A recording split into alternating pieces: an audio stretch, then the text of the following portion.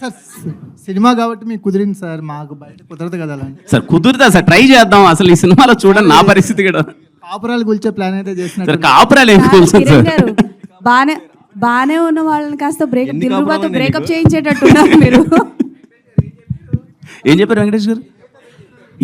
వెంకటేష్ గారు ఏం చెప్పొద్దని చెప్పారు, నేను రండి అని చెప్తున్నాను. మేము రెడీగా ఉన్న ఎక్సెల్ రాకపోతే మాతో ఎక్సెల్ రాకపోతే ఇంక దానికి నేనేం చేయలేనులే. కానీ వీలైతే చాలా క్యూట్ మెసేజ్ ఒకటి ఉంది దీంట్లో, అందుకే నేను చెప్పాను వీలైతే మీ లవ్తో మీ ఎక్స్తో ఈ సినిమా చూడండి, లేకపోతే దిల్ రూబా సినిమా చూడండి అని చెప్పి వాళ్ళకి చెప్పండి.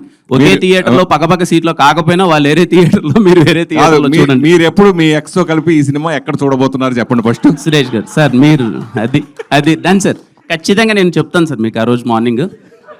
వీలైతే ఫోటోలు వీడియోలు పంపను కానీ నేను చూసినట్టు మీకు పంపిస్తాను సార్. సార్ పక్కా sir, no doubt sir. Okay done.